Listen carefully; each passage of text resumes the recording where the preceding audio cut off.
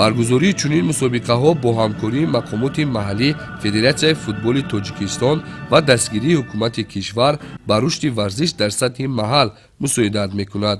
Қабл аз оғози мусобиқа барои дарёфти ҷоми деҳаи Гулафшон, роҳбарияти раёсати кор бо ҷавонон ва варзиши вилояти Хатлон бо футболбозон оид ба рушди футбол дар деҳот, ҳамкории зич бо аҳолӣ, иҷрои дастури супоришҳои президенти Федератсияи футболи Тоҷикистон, нақша чорабиниҳои мақомоти иҷроии ҳукумати давлатии вилояти Хатлон ва ноҳия суханронӣ намуда, ташкили чунин тадбирҳоро барои муттаҳидию сарҷамъӣ ва пешгирии ҳама гуна омилҳои номатлуб ба маврид ҳисобиданд. Мусобиқа барои дарёфти ҷоми деҳаи Гулафшон миёни ду дастаи беҳтарин, футболбозони дастаи Ғарав ва футболбозони дастаи Зафаробод оғоз гашт. қисми аввали бозӣ ҳар ду даста ҳаракатҳои ҷолиб нишон доданд.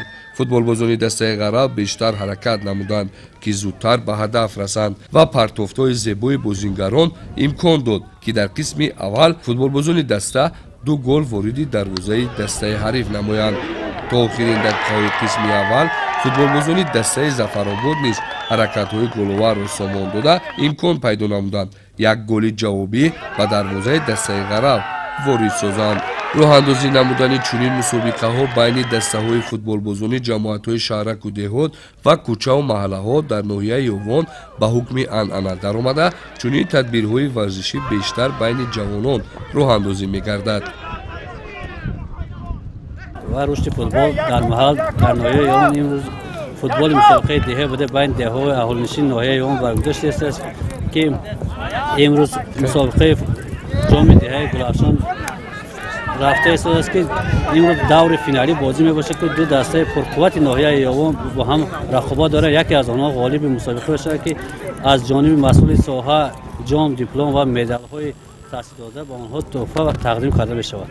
با مقصد عمومیت ورزش و تشکل طرز حیات سالم اینچنین رشد فوتبال در محل امروز در جماعت دهات چارگل دهه گلافشان چاربینی با شکوه ورزشی فوتبال میان دهه و محله ها برگزار گردیده ایستاده است که امروز ما در دور نهایی آن در دور فینالی قرار داریم که دو دسته پرقوتی منطقه گویم یعنی جماعت دهات سرایسوف با جماعت دهات دهنه دهه غراو امروز اندر میدان شده ایستادند و با مقصد به دست آوردن جام مسابقه مذکور امروز کوشش و زحمت کرده. қисми дуюми бозӣ оғоз гашт ва футболбозони ҳарду даста дар ин қисми бозӣ ҷолибияти бозиро таъмин намуданд.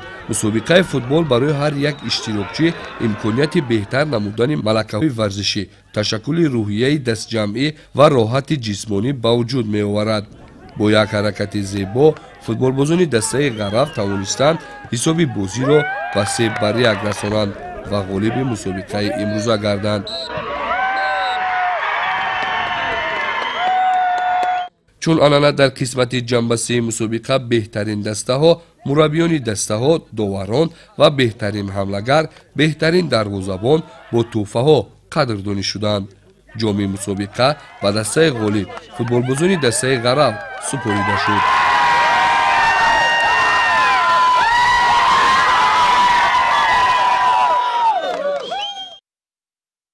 طبق نقشه چورابینی کمیته کار با جوانان و ورزشی نزد حکومت جمهوری تاجیکستان در ناحیه خراسان مسابقه کشاد اوید به فوتبال بخشیده به روزی قواهای مسلح جمهوری تاجیکستان برگزار گردید. در این مسابقه 18 دسته فوتبالبازان از ناحیه‌های کشانیان، دوستی، عبدالرحمن جامی، ناحیه خراسان برای به دست آوردن جام تأسیس کرده کمیته تدارکات بخش کار با جوانان و ورزشی ناحیه مدت 2 ماه قوا آزمایی نمودند. بازی دسته‌های فوتبالبازان در ورزشگاه مرکزی جماعت دهاتی به نام صدرالدین عینی ناحیه صورت گرفت. دسته‌های فوتبال اویالی و دسته جماعت دهاتی صدرالدین عینی و دسته سامان مرکزی ناحیه خراسان در بازی‌های پیشکی مهارت بلند و تیاری خوب نشان داده و بازی حل کننده به فینال برآمدند. ذکر شد که سالهای آخر رشد و عمومی گرداندن ساحه فوتبال و ورزش از دستگیری‌های حکومت جمهوری تاجیکستان به حساب رفته در این زمینه شرایط مساعد برای فوتبالبازان فراهم آورده شده است. از آغازیابی هنرنمایی با نفوذ که مخلصان سرشمار فوتبال در ورزشگاه جمع آمده بودند، دسته‌های فوتبالبازان سعی و کوشش می‌نمودند که حساب بازی را کشایند. در دقیقه 8 واخوری حمله‌آور دسته اویالی امردین صفایف خط محافظتی دسته سامانیان را рахна намуда гол зада ҳисоби бозиро кушод.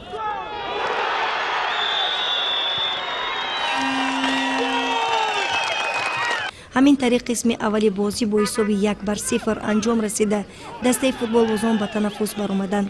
қисми дуюми бозӣ бо ҳуҷуми тарафайни дастаҳо оғоз гардида то анҷомёбии бозӣ ба футболбозони ягон даста муяссар нагардид ки ба дарвозаи ҳариф гол зада ҳисоби бозиро тағйир диҳанд. ин бозии финалӣ бо ҳисоби 1-0 ба фоидаи дастаи уяли анҷом ёфт. ҳамаи ин мусобиқаҳое ки баргузор мегардад барои ҷалби наврасон ҷавонон барои оммавияти варзиш ва тарзи ҳаёти солим мебошад. баъди анҷомёбии бозӣ маросими бо тантанаи ҷоизасупорӣ баргузор гардид. сардори раисияти кор бо ҷавонон ва варзиши вилояти хатлон ба иштирокчиён мукофотҳои таъсискардаи кумитаи тадорукот ва ифтихорномаро тақдим намуданд. сипас ба дастаи ғолиб ҷоми таъсис гардидаи мусобиқа супорида шуд.